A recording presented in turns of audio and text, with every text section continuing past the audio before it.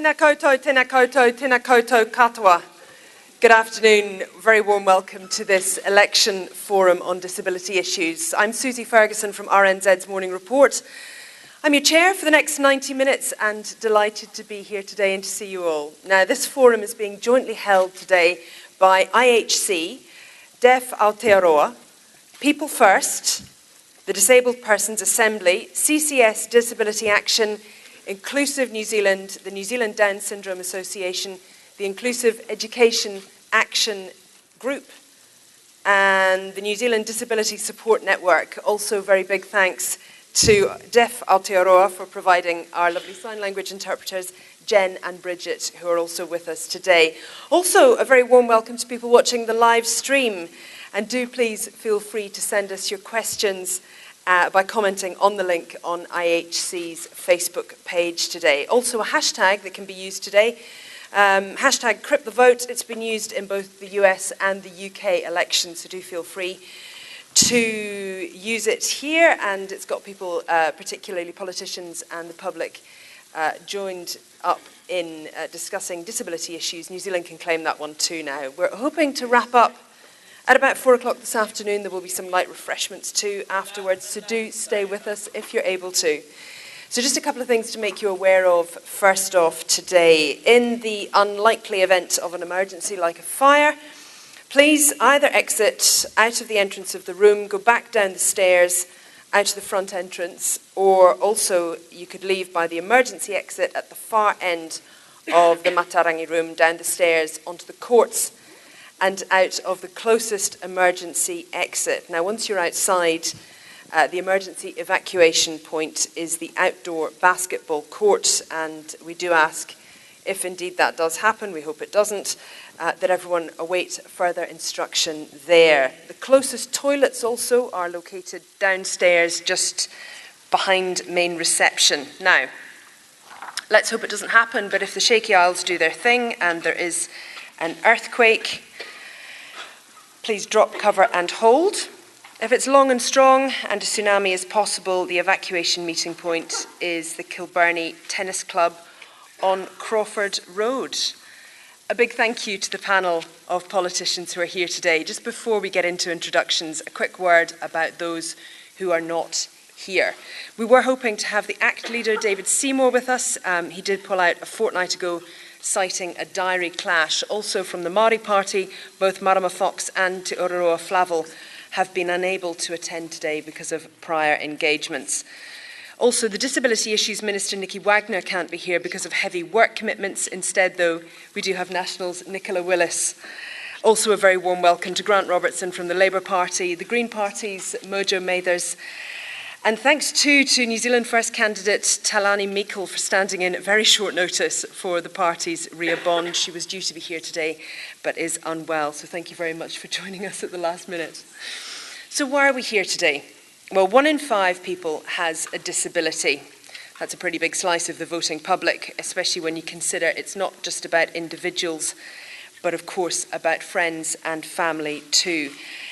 But specific disability policy has been a little bit thin on the ground this election season, so we're hoping to get a slightly clearer idea of that, where parties are standing on those key issues. And as the parent of a child who has some special needs, particularly educationally, I'm pretty interested to hear what they've got to say. So let's start then with opening statements from each of the MPs and candidates that are with us today. We'll be going in alphabetical party order. Each party is going to have 2 minutes to set out their ideas around disability policy. The clock is closely being watched by David Corner, who's just sitting down here. Now, he has a flag, he has a bell, and he is merciless in using them. So first up, he will give a 30-second warning, and then he will ring the bell and wave the flag. So first up is Mojo Mathers of the Green Party.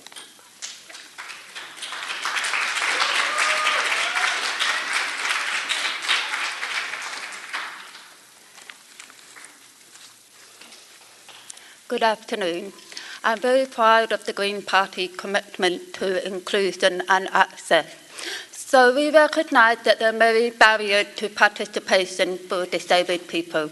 And so we are proud to be the first party to have committed to bringing in mandatory enforceable accessibility legislation, to removing the barriers to participation.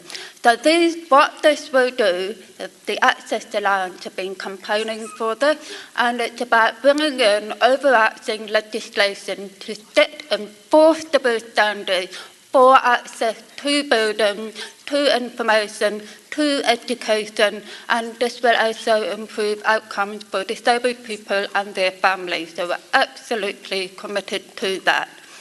We are also committed to ensuring sufficient incomes for everyone. We are committed to overhauling the social welfare support system, increasing all core benefits by 20%, and also ensuring that people can keep more of what they earn while on a benefit by reducing the abatement rate, so that you can earn up to $200 before the abatement kicks in and up to $400 before the top abatement rate kicks in. This is because many people on a benefit are disabled or have a disability of some kind.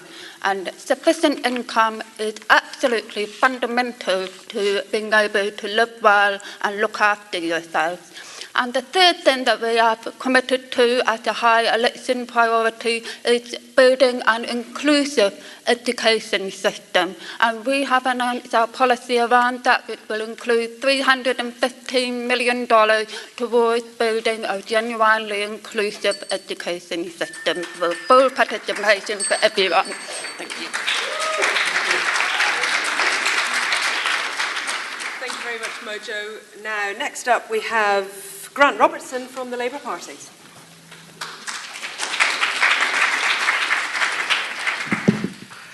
Kia ora ngā mihi nui kia koutou katoa. Greetings everybody, it's a real pleasure to be here and see so many of you with us today on what is a very, very important topic. The first thing I want to do is actually make a special acknowledgement of Mojo Mathers. Mojo has been such a fantastic leader on disability issues in our Parliament, and I really want to thank you, Mojo, for what you've done for us. From the Labour Party's point of view, we fully endorse the Access Alliance call for mandatory and enforceable standards for the essentials of life such as social housing and transport for everybody. I again want to thank and congratulate the Access Alliance for their lobbying and their advocacy, and that the Labour Party has heard your call and we support it strongly. I want to concentrate now on three main areas where the Labour Party has got our focus in terms of creating a truly inclusive society. And a truly inclusive society has to be based on respect and on dignity and on hope. And those are the three core values that we are bringing forward at this election. Each person in our community, whether they are disabled or not, should be recognised as an individual person with their own set of needs and aspirations that deserve to be supported. The Labour Party is focusing at this election in particular around a truly inclusive education system. That's one where everyone under Section 8 of the Education Act actually has a right to an education. So our goal is to uncap the Oars funding to make sure that every child in our schooling system has a right to learning support that they need, and that schools are supported properly, and that those who work in our schools as teacher aides are supported and funded properly and actually have pay equity within the system that they work in. In the health and in housing areas, we will provide the inclusive environment that all New Zealanders need and want. I look forward to your questions. Thank you very much, Now, next to the lectern is Nicola Willis from the National Party.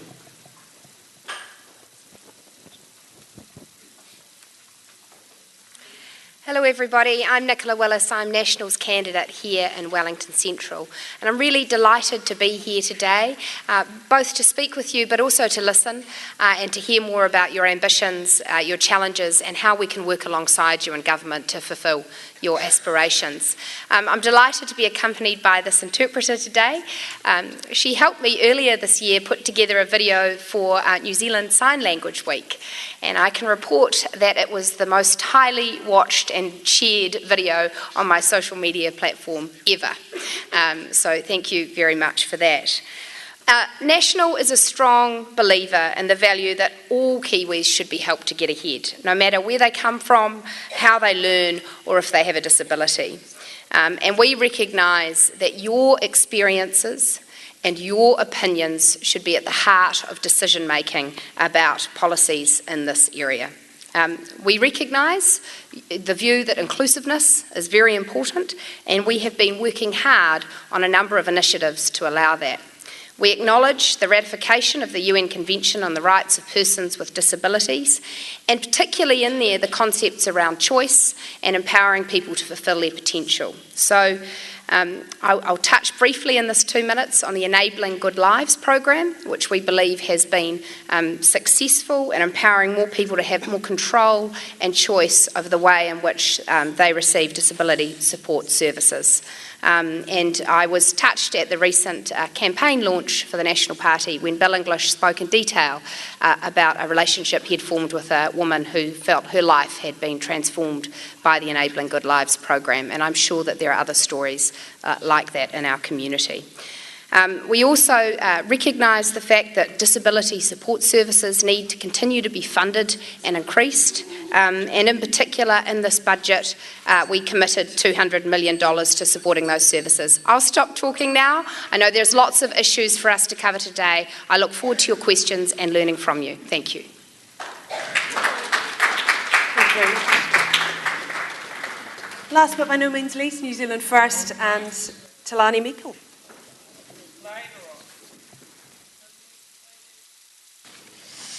Well, kia ora everyone, my name is Talani Meikle, and it's a privilege for me to be here standing in front of you today, standing in for my colleague Ria Bond, who unfortunately is unwell.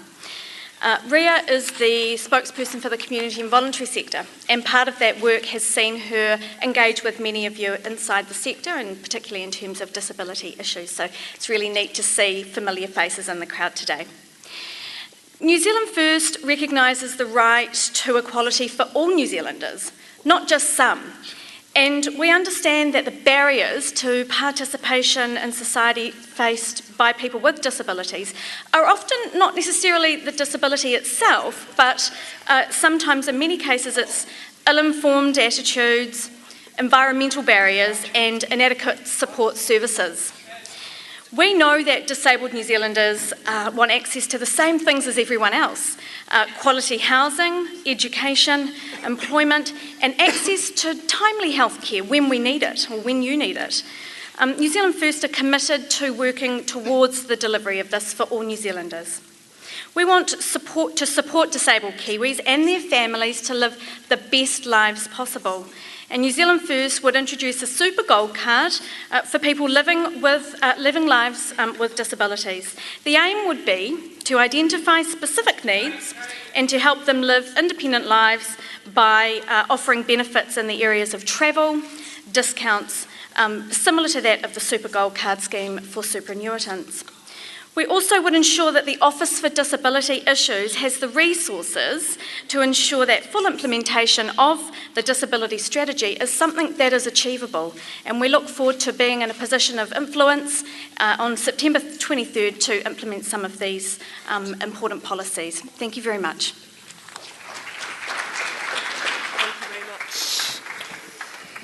Now we can get on to some of the questions. Thank you very much to all the candidates for those opening statements. Now, some of these questions have been submitted in advance. Some more are coming from the floor today. Also, of course, you can submit questions via the Facebook page on the live stream. Just a couple of things to mention. Please keep your question brief, 30 seconds, certainly long enough so that we can get through as many as possible. And please Just a reminder that your question is exactly that, a question rather than a statement. So the politicians will have 90 seconds to respond to each of the questions. Our timekeeper, of course, will be ringing the bell and waving the flag with a minute to go and then 10 seconds to go. And of course, once time is up. Let's get started then with a question from People First, from Katrina Sneath.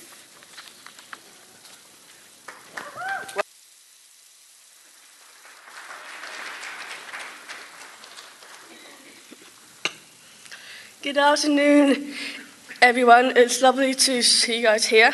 My question is about education. I am a citizen too, and I have the right to an education. What will your party do to make sure that more tertiary education is accessible for people with a learning disability? Thank you very much. Thanks.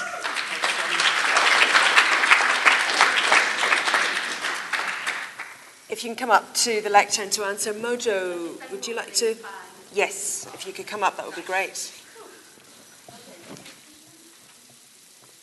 So absolutely, access to tertiary education for everyone is incredibly important.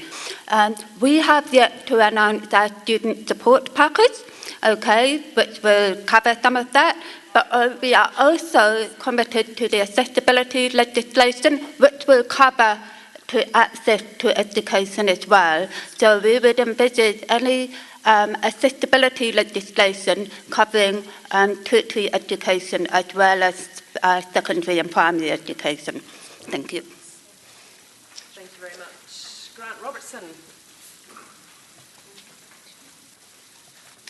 Thanks for the question, Katrina. As you might have heard, the Labour Party has announced our policy that we will have 3 years free post-secondary school education and training for every school leaver, but also for people who haven't accessed education and training after school previously. And that can be taken in pieces, so it doesn't have to be 1 year of whole study. People can do 6 months here and then 6 months there. So obviously that will be very important for increasing access. We're also planning on increasing the amount of student support that someone can get by $50 per week. In addition to that, we want to make sure that the Code of Practice for Inclusive Tertiary Education, Kia Orite, actually is implemented, because at the moment a lot of institutions are not following through on their obligations within that protocol, so we're going to make sure that that is actually put in place properly. It is vitally important that we fulfil our obligation under the Education Act, Section 8, that says that every New Zealander is entitled to an education, and that means every New Zealander. Thank you very much. Nicola.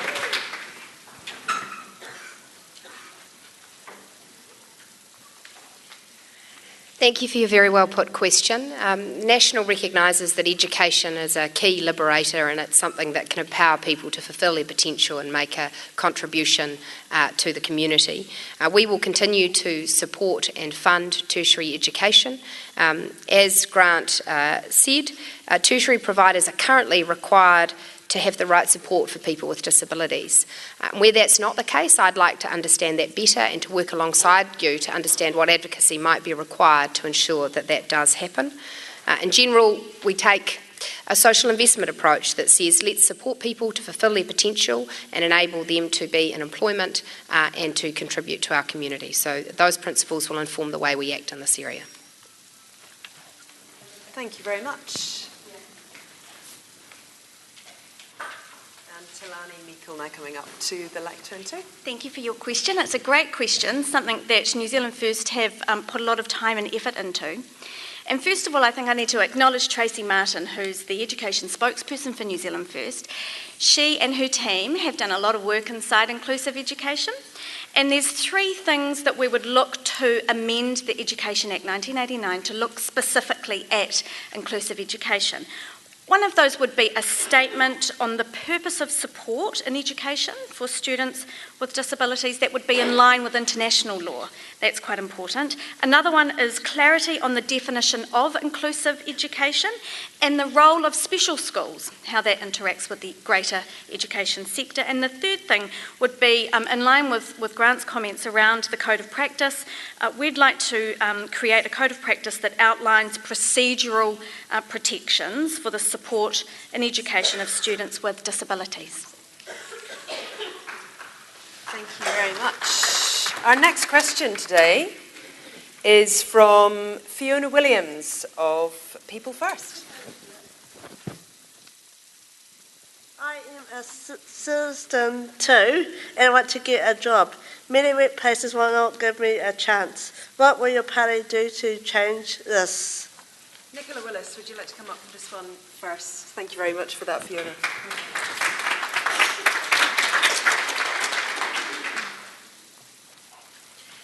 Thank you for that question. We absolutely want to work alongside everybody who wants to find employment to find employment.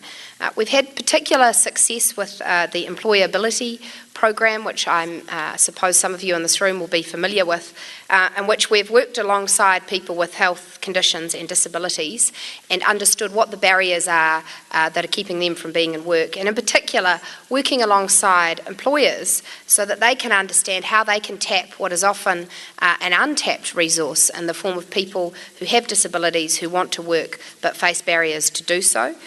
So we want to continue that work. We've seen that the Enabling Good Lives program also showed that where we work in a really focused way with individuals, we can enable them into work. So that program built off Project 300 in Christchurch, which aimed to get 300 people with health or disability issues into work, and it managed to get 585 people into work. So we have great hopes that this tailored approach can ensure that more people like you find work. Thank you very much. Grant Robertson.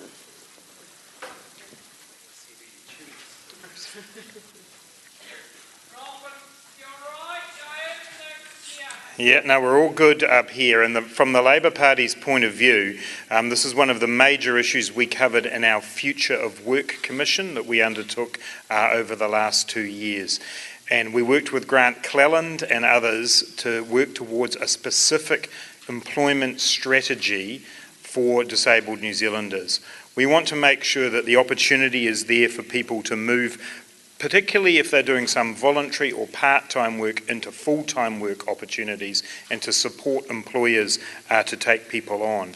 We need to build a much stronger connection between the training programs that are offered and bringing people into employment at the end of those. Because it's all very well to go and do a training course, but then if there isn't a job that comes at the end of that, then that feels like a wasted effort for people. And so we want to make sure that there are much closer connections between those training courses and employers.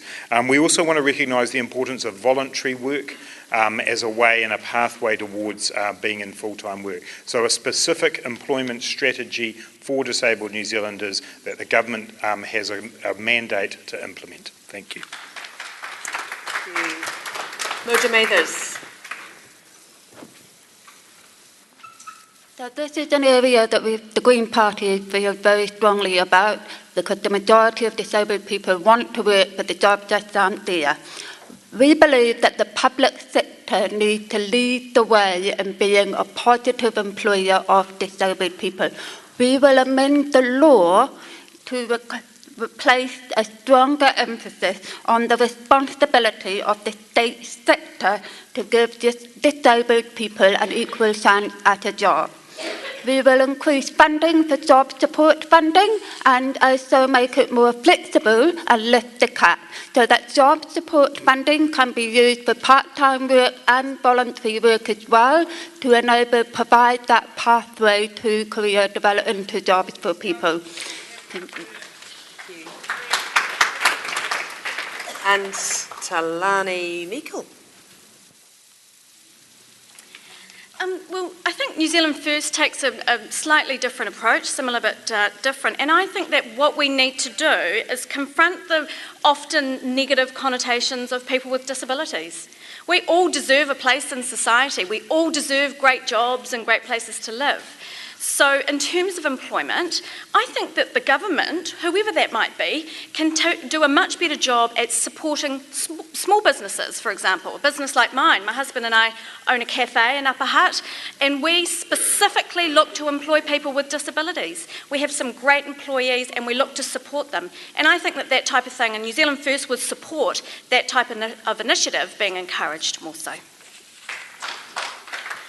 Thank you very much. Now, moving on to another question, again from People First, and we've got Jenna McGurran. Here. Come on up, Jenna.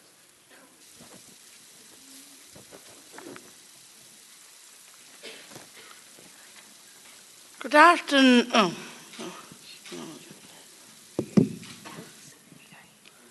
Good afternoon. I'm going to ask you a question around access. I'm a citizen too, and a law about accessibility would protect my rights to access information in the places I need to go. People First and other organisations are asking for this law. Thank you, Labour and Green Party, for agreeing to this law. Does your party support having a law about making things accessible for all New Zealanders? If not, why not? Great question. Thank you very much, Jenna. And Talani, I'd invite you to have this one first.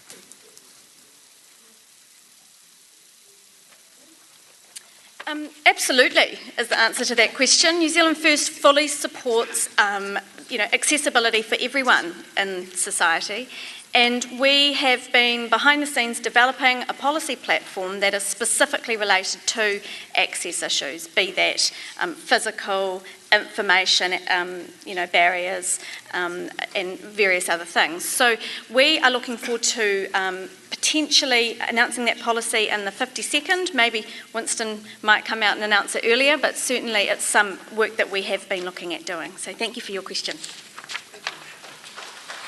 Grant, you look like you'd like to come up next and answer that question. So thank you very much for the question, and thank you also for acknowledging the Green Party and the Labour Party as already having committed to that, as I said at the start. Mojo and I were looking at each other because actually New Zealand First haven't signed up to that, so it would be great if they do, but it hasn't happened yet. Look, for me this is very important because what it is about is setting a very basic standard that every New Zealander should be able to access all of the services and facilities that we have in our country. And I had someone come to me recently about a very simple thing, which is around the information at bus stops and whether or not they can be made more accessible. So can we have voice-activated or voice recognition technology at bus stops about when the next bus is coming? These are the very simple, practical things that a lot of people take for granted, but actually are about being able to access basic public services. Very important in housing and making sure our housing standards are good as well. But we very much support the proposal. Thank you, Grant. Mojo. So I've already spoken about how the Green Party is absolutely committed to enforceable accessibility legislation. This is an issue very close to my heart. We spent 15 months, the Green Party, looking for accessible offices in Christchurch. It was incredibly difficult. Basically, developers and businesses have used every hook in the book to get out of providing accessible offices in Christchurch. And similarly, the inaccessibility has profound downstream consequences, not just for disabled people, but for their families, their friends, their caregivers. It impacts on a huge proportion of society. In this day and age, inaccessibility is just not acceptable. We can do better. We will do better. We're bringing accessible legislation to make it better. Thank you very much. And Nicola.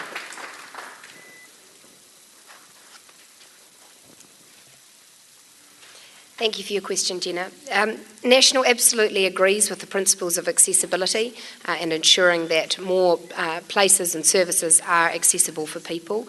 We haven't in National supported legislation to date. We believe that it's too blunt a tool, but for something that requires quite strong cultural change. We are investing in resources to help businesses and work alongside them to make their buildings and services more accessible through things like the Be Accessible Business Toolkit, the employability work I discussed earlier, and the LEAD Toolkit. We think these are important resources and we encourage more businesses and organisations to take them up. And when it comes to things like the bus stop issue, I can see that is a really practical issue, and I think that that's another area where we should be able to work alongside councils and others to ensure accessibility occurs. Just before you go, Nicola, because Jenna's question was if not, why not as well, Yes. Is it fair to say that cultural change could come about a lot quicker if there was a law change to back it up? We just think that legislation is too blunt a tool given how different and varied and specific the requirements of individual organisations and businesses would be. Thanks very much. Now let's take a question from Ali Moore of People First. Thanks, Ali. My question is on money. I'm a citizen too, and I need money to live just like everybody else. Many disabled people spend all their adult life on benefit and don't have enough money to live on. You have to choose between having food and going to a doctor. What will your party do about increasing your rate of supported living payment? Thank you very much, Ali. Grant Robertson, your finance spokesperson. Look, I very much acknowledge the importance of your question. We need to lift the incomes of all New Zealanders. There are lots of things that impact on costs. So you've got costs of going to the doctor, you've got the costs of your rent especially, which is often very expensive. So one of our major focus is on making housing more affordable and more accessible so that reduces the amount that you have to spend there. Also on making sure that we keep the supported living payments up to meet the costs that people have. One of the very important things for us is also reviewing and restructuring work and income so that it doesn't become a battle every single time you need a little bit of extra money. And my office and I spend so much time helping people just to get the entitlements that they should have. We need a big cultural change at work and income so that actually it's there as a service for all of you. Just to be clear, Grant, is that a yes or a no? Yes. Yes? Good. Just to be clear. Nicola.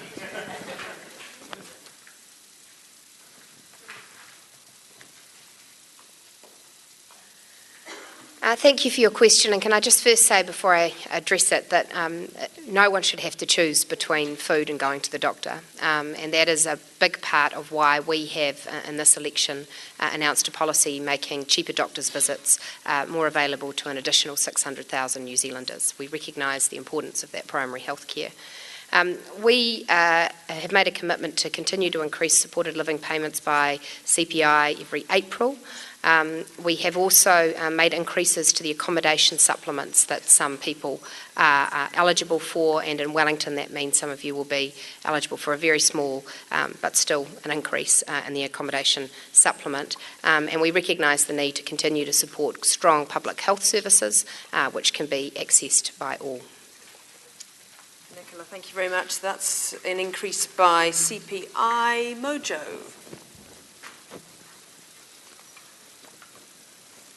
So, ending poverty is one of the Green Party's core election commitments. We are, like Grant has said, recognise the need to reform the culture of winning and to stop it being a battle to access every entitlement, but we are also committed to increasing all of the core benefits by 20%, okay? And to stop this English requirement to prove that you still have a disability, to prove that you really need such and such a benefit or entitlement. It is just simply too many hoops to get through. RINS itself has become inaccessible for many people with disabilities because the process is so complicated and difficult to find out what you are actually entitled to. So we will reform the culture at RINS to make it easier for you to know what you're entitled to and to get what you're entitled to, and we will increase the amount that you get. Thank you very much. That's another yes. Thank you, Mojo. And Talani. Right, well, I'm sorry, but I'm not able to answer your question specifically on the supported living because, as I said, I'm standing in for someone else today. But what I can tell you is that we, New Zealand First, would look to investigate increasing the number of accessible Housing New Zealand properties and the options around the private housing sector. So housing is a big cost, and it's a huge cost if you're looking at, do I pay my rent or do I go to the doctor? And I would agree with Nicola and her sentiment. No one should have to make that decision. You know, we're a better country than that. So we would look at potentially the Housing New Zealand component of that and hope to ease that burden. Thank you very much, Talani. Now, I have a question, which is one pretty big issue for the disabled people in the disabled sector, losing out on benefits when they move in with their partner. Now, National's Wairarapa MP Alistair Scott recently justified this one by saying, quote, "Love has consequences." That's a direct quote from the DPA Election Forum back in July. So, first question, I suppose, is does the panel agree with that? Nicola Willis, I'll ask you to come up for that one first.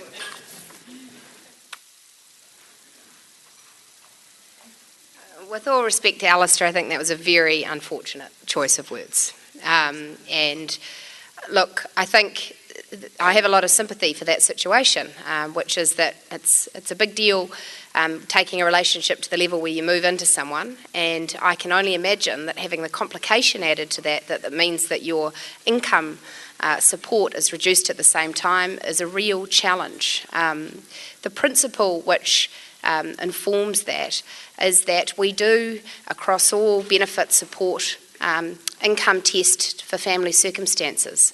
And the reason for that is so that if someone is in a living arrangement with someone who's earning $500,000 a year, we don't think that they should be the people we're targeting government support at.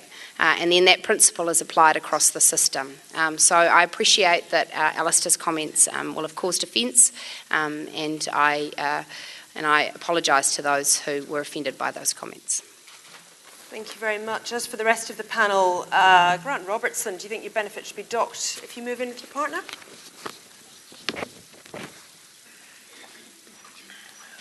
I was just going to say that I was sitting there thinking that love should have consequences, but they should be really positive ones. Sometimes the consequences should be babies. Sometimes it just should be that you enjoy the living with somebody. So love should have consequences, but not in the way that Alistair Scott meant it when he said it. The problem here is, to answer your question, Susie, is the way in which the benefit system is applied with such rigidity. So Nicola has raised an example of where if somebody moves in with somebody who's earning $500,000 a year or whatever, then we would take account of that. The problem is that that's not the circumstance of most people, and we need the benefit system to be able to be applied practically and well to support people to live good lives. So the answer to your question is we need a more flexible system and that culture change at work and income, and then make the decision on the individual circumstances. What is your particular take on this topic? Love having consequences, but how would you change the benefit system so that it was more flexible around these circumstances? So, absolutely, we need a more flexible benefit system. People don't stop being disabled when they go into a relationship. They don't stop having these extra support or access needs, and it's unreasonable to expect that your partner, who may well have disabilities themselves, is somehow miraculously expected to cover the cost of living for both of you. So what we need is a more flexible system that recognises that. In addition, our policy is that you should be able to retain your benefit as a solo parent while you're still, until you're in a relationship that's in the nature of a marriage, by the Property Act. Because at the moment, you've only just been together for maybe 1 week and your benefit is getting cut. That's not okay. We need to have a much more basically, we need to get the state out of your bedroom. So it's really important that this issue is looked at. At the end of the day, people need to continue to have their support needs met, regardless of whether they're in a relationship or not. Thank you very much, Mojo. And a final word on this to Talani Meikle. What do you think that attitude betrays? Is that something that's still acceptable for an elected Member of Parliament? Love has consequences. Yeah, I mean, I think it's a bit of a silly thing to say, really, and I think that it implies a greater kind of attitudinal approach to people with disabilities. People who have disabilities deserve love and relationships just as anybody else does. And I think that the welfare system has, systematically been eroded to such a point that it's a one-size-fits-all model. One size does not fit all. And so, I absolutely disagree with the sentiment of Alistair Scott. Thank you very much, all of you. Now, another question from the floor. This time we have Karen Claydon from People First.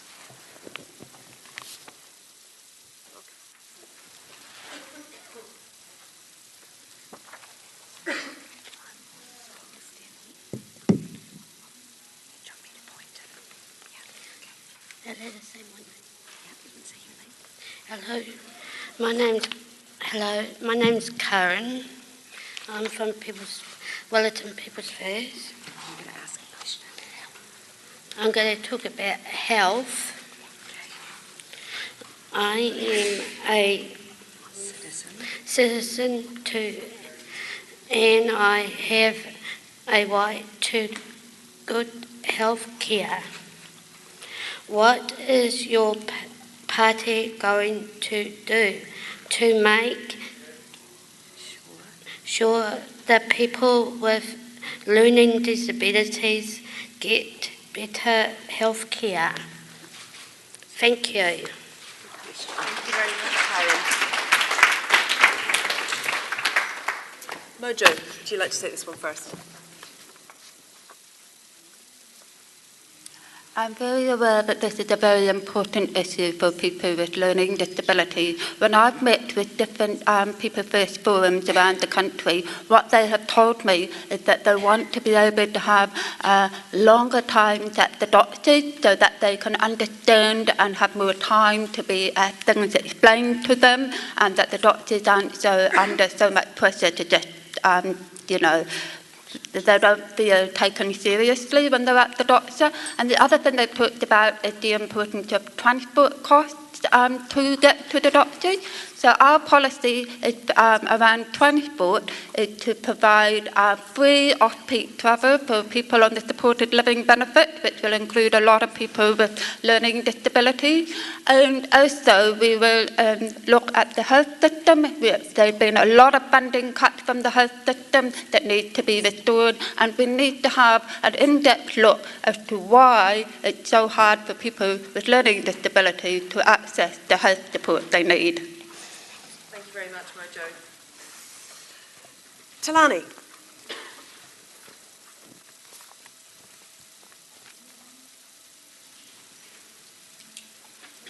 Thank you for your question, Karen. New Zealand First wants to ensure that inclusion is developed inside the health sector. We know that the health sector overall is grossly underfunded, and so, while on the one hand the current government say that we have a surplus, on the other hand we know that there is serious underfunding going on, and accessibility to health is a real concern for many people. So New Zealand First would support, would actually establish a commission of inquiry into the public health system so that we can really understand what it is that the public expects, and I would imagine that accessibility to things like GP visits is one of those high priorities. Talani, thank you very much. If I could now ask Nicola Willis to come up to answer that one.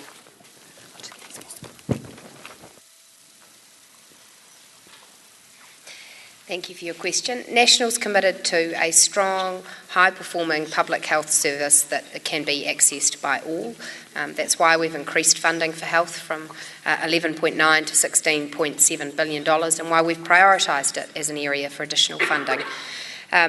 You have a right to access those health services, and I would like to understand better the barriers that might be in place. I know that the New Zealand Disability Strategy commits us as a country to ensuring you have that accessibility, and I know that in this budget the government committed an additional $200 million to ensuring that there are increased support services in the disability sector. So as I say, I'd like to hear more about what those barriers might be and how we should address them. Thank you very much, Nicola. Now, Grant, finally on this one. So this is a really big difference between the Labour Party here and the National Party, because we don't accept that health has been funded properly in the last 9 years. In fact, what's happened is it's been underfunded by the tune of $2.3 billion. So our commitment is that every year we will fund health for the increased costs caused by inflation and the increasing population. That will mean that we can put in far more services and make sure that people aren't missing out on the services that they need. We also want to make sure that we properly implement To Have an Ordinary Life, the strategy that was developed around access to health services, and we want to ensure, particularly on your question, that we make sure that those people who have learning difficulties or an intellectual disability actually are supported to go to their GP, and we're going to reduce the costs of that. In the end, we can do much more if we fund health properly. It should be the core of a decent society. Thank you very much. Now, I don't know how we're going to do the timekeeping, because the next question's from David Corner. Pretty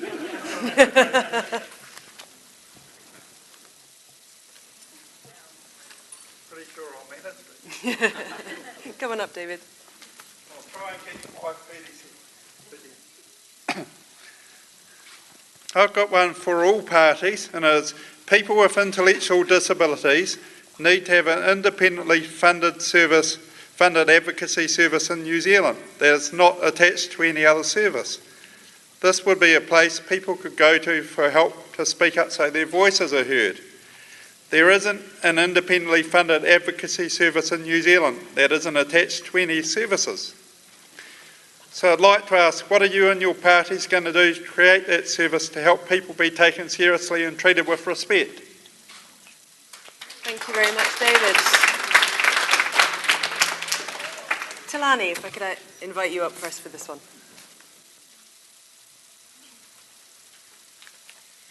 Well, the first thing that New Zealand First would do is we would put a Minister for Disabilities inside Cabinet. Currently, a minister sitting outside Cabinet is, it's a toothless position, and your ability to advocate on behalf of the community is really restricted. So, to answer your question, what would New Zealand First do? Well, we would put that minister inside Cabinet so that he or she could make substantive difference into the lives of disabled New Zealanders. But furthermore, we would ensure that the Office for Disability Issues has the resources that it needs to ensure that the full implementation of the disability strategy is implemented. Thank you. Thank you, Talani. Next up, Nicola Willis, please.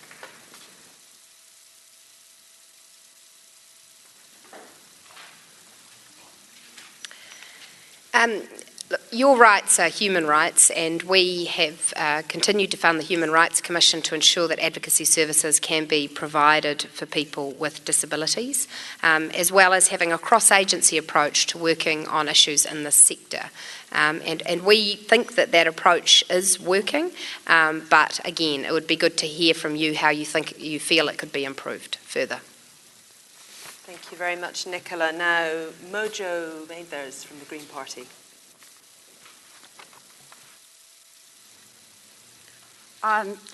absolutely, it's really important that there is the ability to have access to advocacy services that you need. We haven't got a specific policy around that, but what we are committed to is strengthening the Disability Commission, setting up an independent disability commission to specifically look around all these issues around disability access and disability support services and access to disability support services, and whether the voice of disabled people and people with learning disabilities is genuinely being heard at that level. We need to have that. Thank you very much. Now, Grant Robertson, lastly on this one. Like the Green Party, we don't have a specific policy on establishing an independent advocacy agency for people with intellectual disabilities. What we do believe, though, is that if we're serious about the nothing about us without us policy, then we have to support groups to be able to organise and advocate together. So very happy to look at that idea.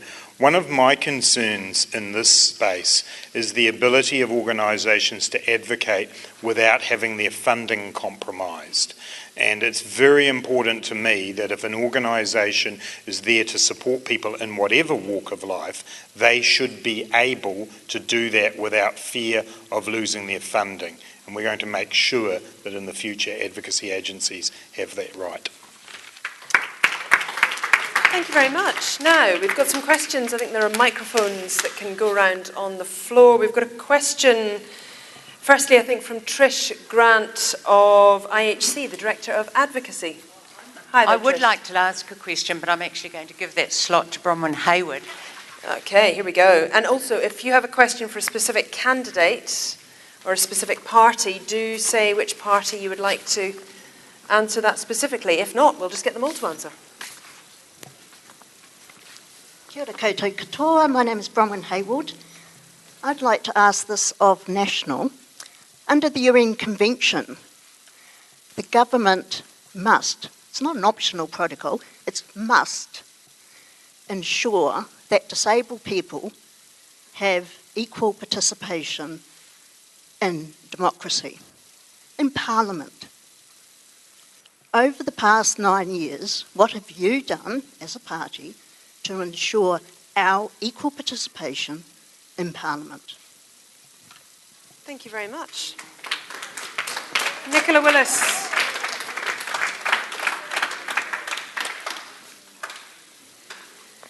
Thank you for your question.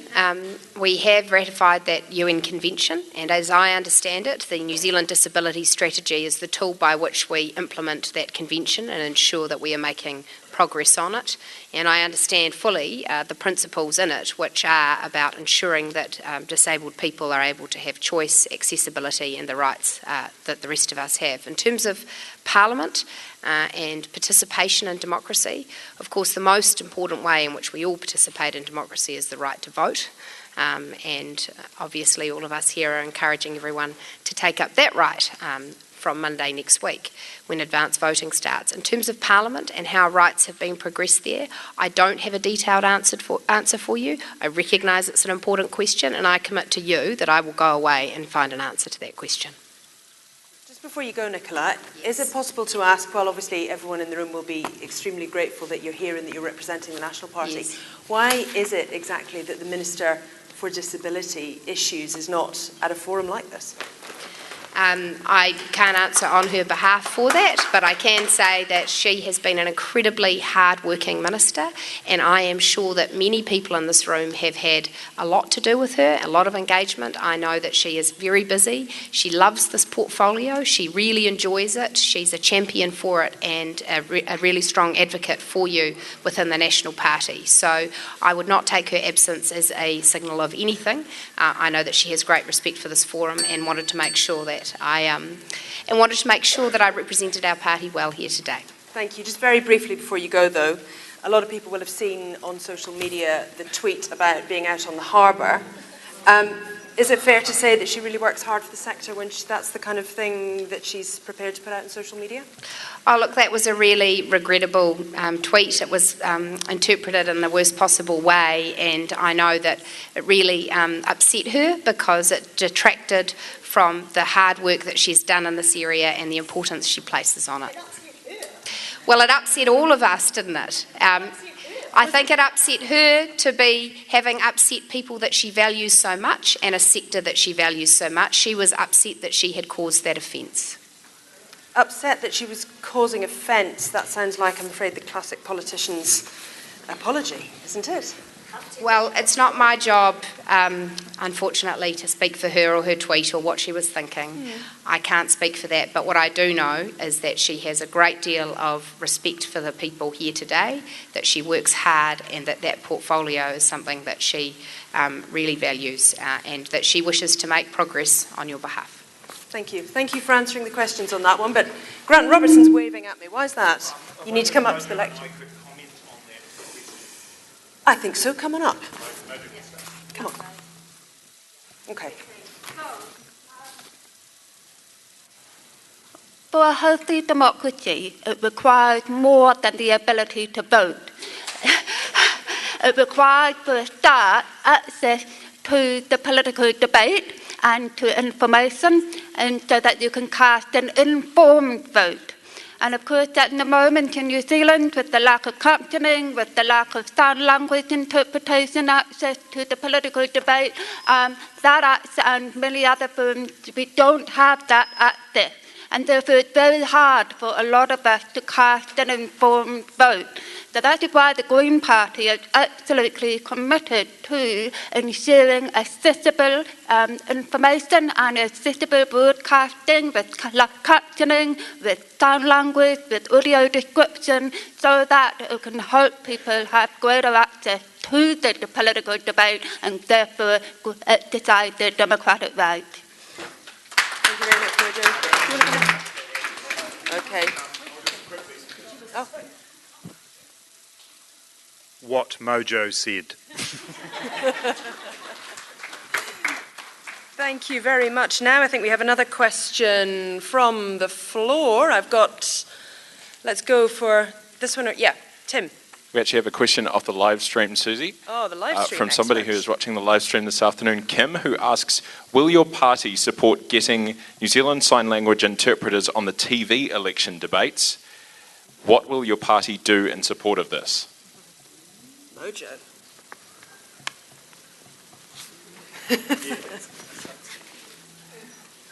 Fully support.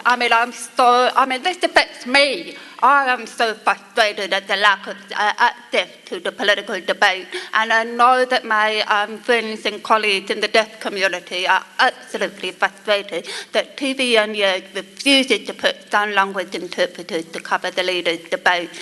This is not acceptable in this day and age to lock out thousands of people from access, and so we will resolve that. Absolutely. Did that cover the question? Grant Robertson. Yeah.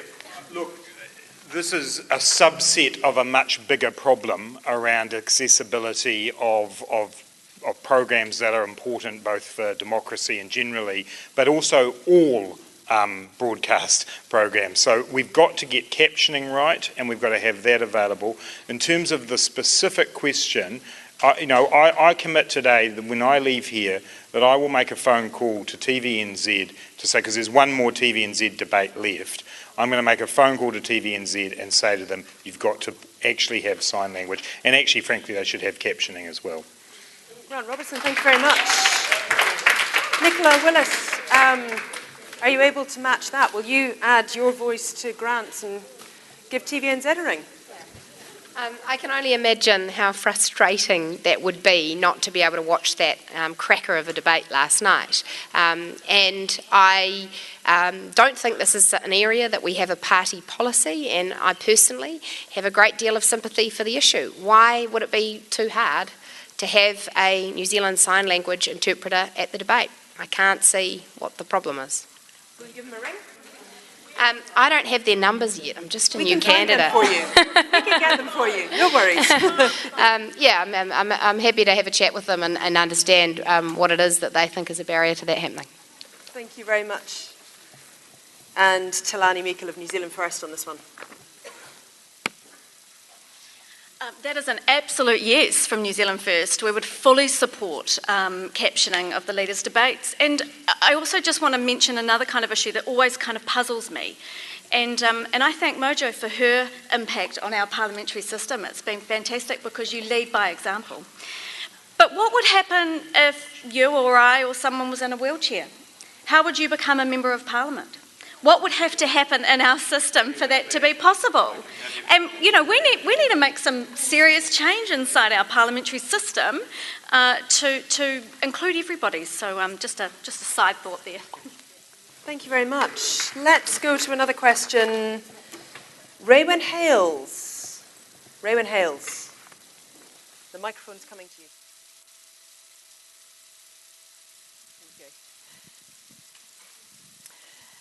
The 2013 Disability Survey found disabled people were twice as likely to be the victim of a violent crime, less likely to feel safe in their own home or in their own neighbourhoods, more likely to report being discriminated against, and more likely to report being discriminated against more than 3 times in a year. What would your party do to improve the public understanding of disability and attitudes towards disabled people? Grant Robertson, would you like to take this one first?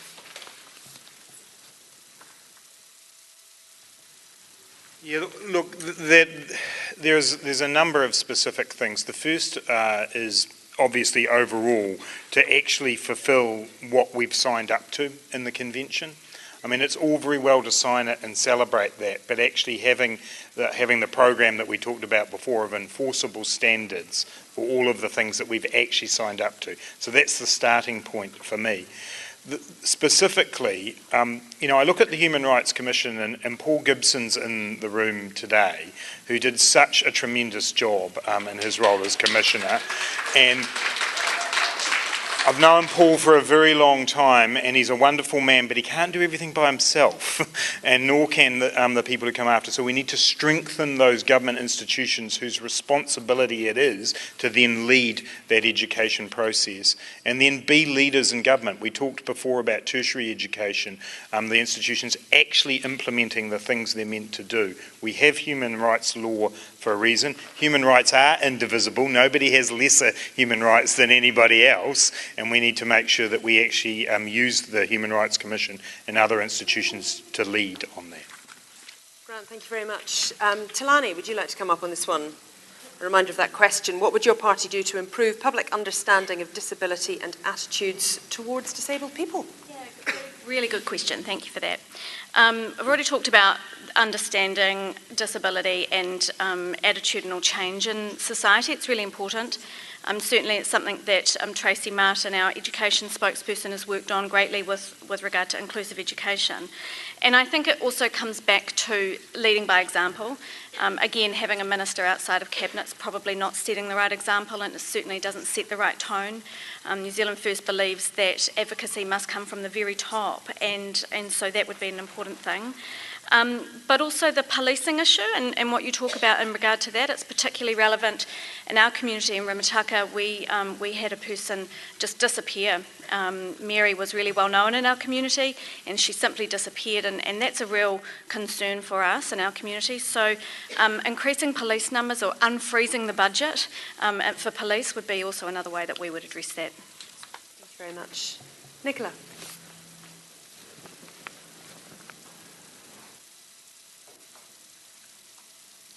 We have to make progress on those indicators, and that's part of why we are doing programs like employability to work alongside individuals, businesses, organisations to show them how they can work with people with disabilities.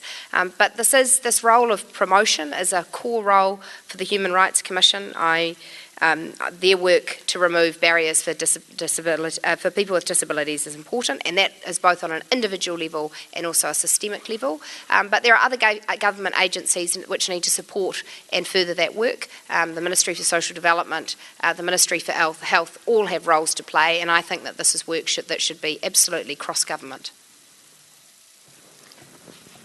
And finally, Mojo on this one. Levels of domestic violence and sexual violence in New Zealand is unacceptably high. Women with disabilities are 3 times more likely to be experience violence in a relationship or generally. We need to make New Zealand a safer place for all women, but for this we need to recognise the particular challenges that disabled women face to accessing the support that they need. For example, it's just about no fully accessible women's refuge in the country. So a woman with a disability cannot access a safe place in the same way that other women may be able to. So not only has government underfunded women's refuge in general, but there needs to be extra funding made available to help them become more accessible and to be able to so that, say, for example, a woman who has a caregiver needs to be able to bring their caregiver with them to the refuge, which currently often cannot happen. So there are a lot of actual practical things that need to happen to make New Zealand safer for women with disabilities and disabled people more generally. A question that we had submitted to us a little bit earlier on this similar sort of topic, so I'll just jump in with it now. The police and anti-violence agencies are not trained to work with me. What is your party going to do to change this? A brief word on this one from you, Nicola Willis, please.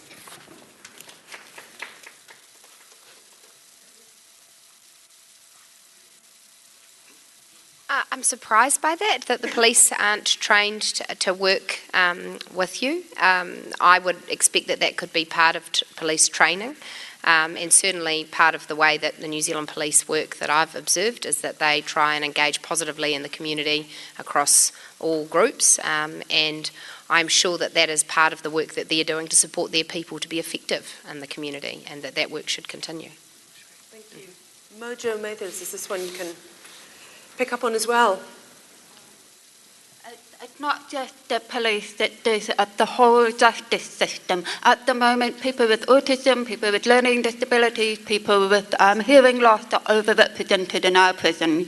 In some ways, our prisons are becoming a dumping ground for people that we have failed through life, through the education system and through the justice system. So we need to a really massive overhaul of the whole system, actually, because that is what's happening. We're re-institutionalising people in our prison. Thank you. Grant Robertson from Labour. Yes, this is an issue that's been raised with us multiple times, and as Mojo said, it's not just about the police, it's actually about the wider justice system, the courts, particularly when people do find themselves in the court system. We're committing ourselves to an overall review to look at any barriers to access to justice, and obviously this is also another reason why you need enforceable standards, and why we actually need that legislation to pass, because doing it on a case-by-case incremental basis means that different agencies miss out. If we set the enforceable standards, then all government agencies have to abide by those. Like Nicola, I'm very surprised to learn that about the police. They have been doing better training in terms of their accessibility and inclusivity. This is clearly a gap that needs to be filled. Thank you. And Talani Meikle of New Zealand First. Yeah, absolutely. I too am surprised by that, and I think that we need to do a better job at providing, these types of services to everyone. I think that this particular question speaks of a greater issue in terms of policing in New Zealand, and I mentioned earlier the budget freeze for the police. That's been in place for a long time, and so what is also happening inside that space that I'm aware of is that the frontline mental health services are also being enforced by police, and so we've got a big issue here that I think we need to address, and I'd be surprised at that, so we need to look at that as well. Thank you very much. Now, another question from the floor. Another question from the floor. I have a microphone coming down here.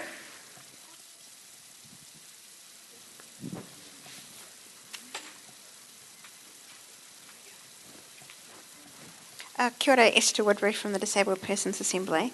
The question we have is around housing. So disabled people are more likely to live in cold, damp houses, more likely to live on lower incomes, frequently experience discrimination in the rental housing market, where there is also a shortage of accessible, appropriate and safe houses. How will your party respond to the needs of disabled people within the context of New Zealand's housing crisis?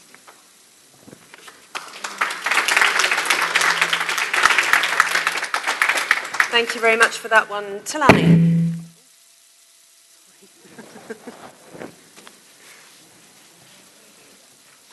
Thank you, Esther. Great question. New Zealand First recently announced a policy to insulate homes. Being in a warm, dry house is particularly important, I think, for people with disabilities and more occurrences in the health system. So it's something that we need to look into. But also in terms of the discrimination that you face by the private rental market, the facts are that home ownership has just gone to such a terrible rate here in New Zealand. And so what I think New Zealand First also recognises that, and we need to look at the overall private rental market and the conditions in which people are renting houses, because some of them are just terrible, and we need to really look at resolving that.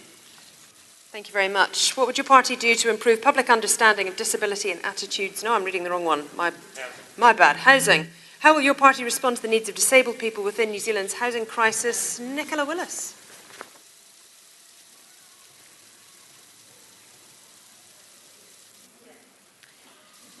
It's a really good question because I have been in quite a few debates now with some of these people, and one of the things they often say is, oh, National got rid of some social houses.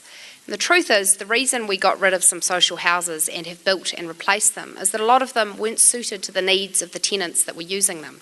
They were mouldy, they were damp, they didn't have the accessibility that tenants needed. And we are in the process of building a huge number of state houses. We've committed to building an additional 2,000 state houses every year. And here in Wellington, I visited a site where that's happening recently, down on Hanson Street, where we're building specific units that allow for accessibility, both wheelchair access and other modifications, recognising the needs of tenants in that area who also need to be close to health services. So I understand that in the Housing New Zealand property, there are 3,682 properties that have been modified to cater to specific tenant needs. That is a very important part of what Housing New Zealand does, and National is committed to making sure that our social housing stock responds to the needs of its tenants. Thank you very much. Now, Grant Robertson.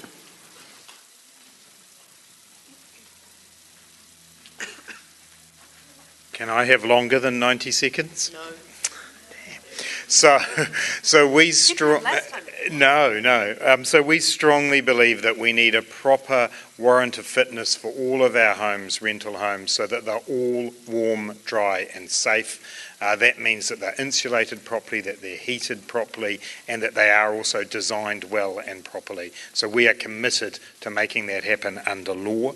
In terms specifically of the housing that the state provides, we're committed that all new state housing will be in line with the LifeMark standard, so that it's actually properly accessible, and we want to work with the private rental market to make that happen. There you go. Thank you very much. There you go. Last time. Mojo made this. So in addition to the LifeMark standards for all social housing, what is really important to recognise is that many disabled people cannot compete on the open market for rental housing. And it's not just about physical accessibility. For example, I know a deaf person who had a hearing dog who spent months and months trying to find rental property that would take his hearing dog. So it's really, really important that social housing provides such a secure, accessible home for people and not cut them out as soon as they earn a little bit over the threshold. And we're also committed to finding pathway to home ownership for disabled people through our rent to home, but own your own home policy package. And this is a scheme whereby the state will build the houses and make them available for people on low incomes and disabled people who may not be able to get a mortgage on the open market either. Thank you very much. Now, I think we have a question up at the back. Kia ora, this is Andra from the New Zealand Down Syndrome Association, and it's a question to all the parties. I'd like to know what you will be doing to ensure that we never hear of children being held in prison cells or having to endure seclusion practices because they cannot access appropriate behavioural support. Thank you very much. Grant Robertson.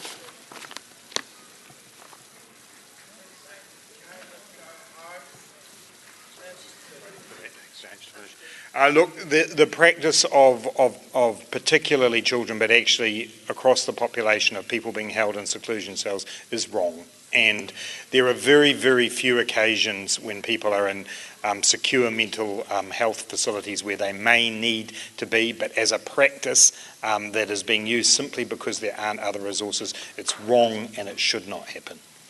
I have a couple of quick follow-up questions that I'm going to ask all of you because I really want to fit them in before we go. Would you, if you were in government, look into the abuse of thousands of disabled people who lived in state institutions in the foster care system, number one, and would you think they deserve an apology? Yeah, the answer to that question is yes on both counts. I strongly believe that there should be a Royal Commission or whatever highest level of inquiry we can into abuse in state care. If we don't learn from our history, we are destined to repeat it, and the apology is absolutely critical, and a state apology, not an individual apology that's been given from this point on.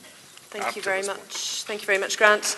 Nicola Willis. Firstly, on the question of children being held in cells. Yeah, we obviously don't want to see children being held in cells if that's preventable through good behavioural support. In terms of the specific support that's required in those situations, again, I'd like to talk to you more about what it is that leads to that situation and how we should resolve it. I do know that we have made a commitment to increasing the funding and support for children with special needs in our schools, and that's an ongoing commitment. And as for the state inquiry into the abuse of thousands of disabled people, is that something you think National should commit to?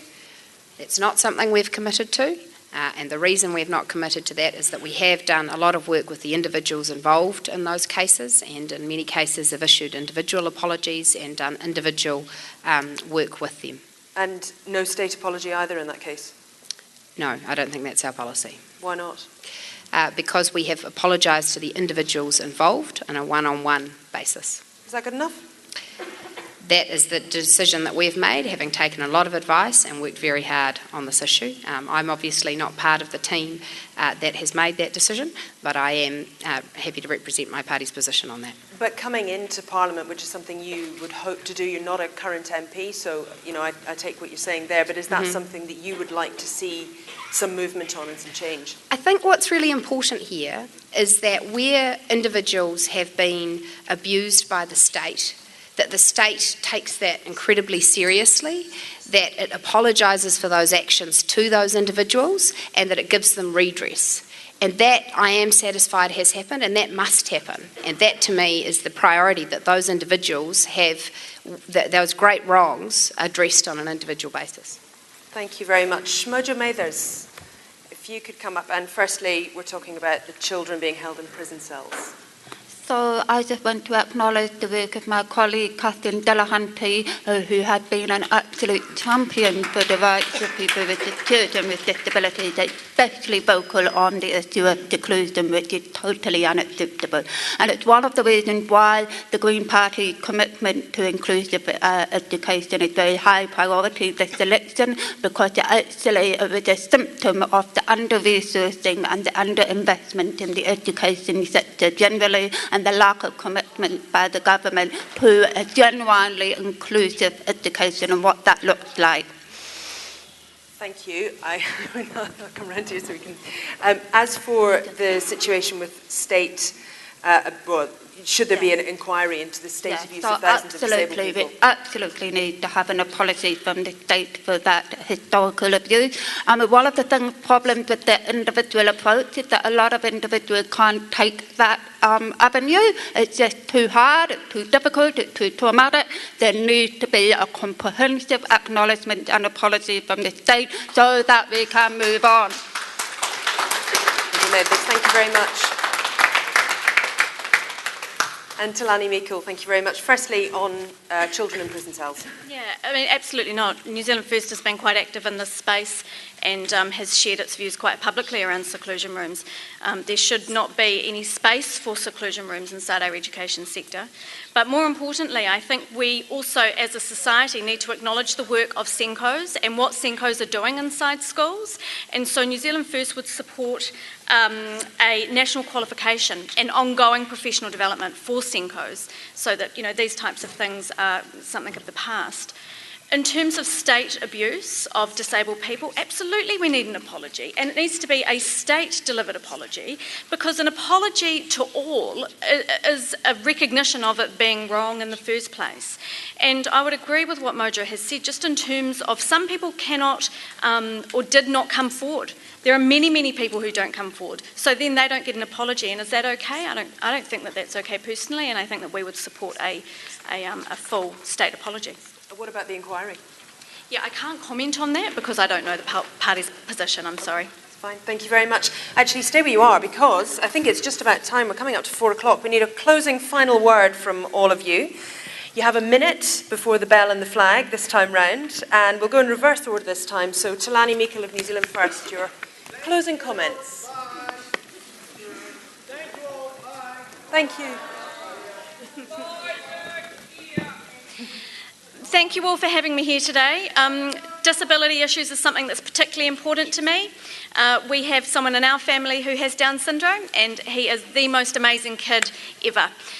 Before Shakur's was born into our family, it was something that we didn't know about, and we feel really fortunate and enriched by our experiences with disability, and New Zealand First have been quite active in this space too. So we look forward to particularly looking at disability issues in the 52nd Parliament, and thank you so much for your time listening to me here today. Thank you.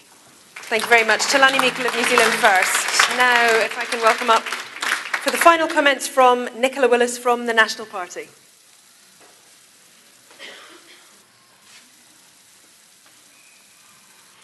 Thank you very much for having me here today. Even in being asked some questions, I've learned much, and I'm really keen to learn more from you in the years ahead. And I've got an answer to your question, so we can come and chat about that afterwards. National really wants to see everybody in New Zealand, including those with disabilities, able to fulfil their potential and able to get ahead. We have a lot of hope for what the Enabling Good Lives program will continue to be able to do in terms of empowering people with disabilities to have more control over the support they receive and the choices that they have. These are rights that are enshrined in the convention we have ratified and that will be furthered by the New Zealand Disability Strategy. We recognise that there are lots of areas we can work on together, and our priority is to have your voices there talking with us about how we work with you. Thank you. Nicola, thank you very much. Grant Robertson from the Labour Party. Thank you so much for being here and for being very patient too in quite a long session. The questions were really excellent, and I hope you've heard enough today to help you make your choice in the election. That's really what I want to talk to you about in my last minute. We face an incredible opportunity at this election. We face the opportunity of being the country that we can be in New Zealand, where every single person has dignity and security and opportunity, where we live out the values of social justice and equality that I think we've all been proud of New Zealand for, but that maybe have slipped away a bit in the last few years. You've got a chance at this election to cast your vote to rebuild our health and our housing and our education systems. And I'm asking you to give your party vote to Labour at that. In my last few seconds, I want to mention an issue that hasn't been raised, and that's the arts and the creative sector. And I want to make sure that Arts Access Aotearoa and all of the organisations that you work with get support, because I know that's part of being a citizen. Thank you. Thank you very much, Grant Robertson. And final word to Moja Mathers of the Greens. The Green Party recognises that if we have a genuinely inclusive and accessible society, we all are better off. We are all better off when society is accessible. We have an ageing population. If society is already accessible, then we can continue to participate no matter what we face in our journey through life. The Green Party is committed to making that a reality. We have led the way in terms of how we do things ourselves, and we've led the way in terms of our policy for disability inclusiveness. We want to see disabled people participating in all areas of life, including in politics. And I look forward to the day when every party in Parliament has disabled people as their representatives in the House of Parliament.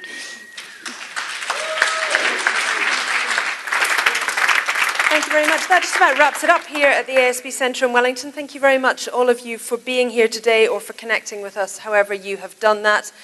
Thank you also, a very special thank you to Jen and Bridget for the sign language interpretation too.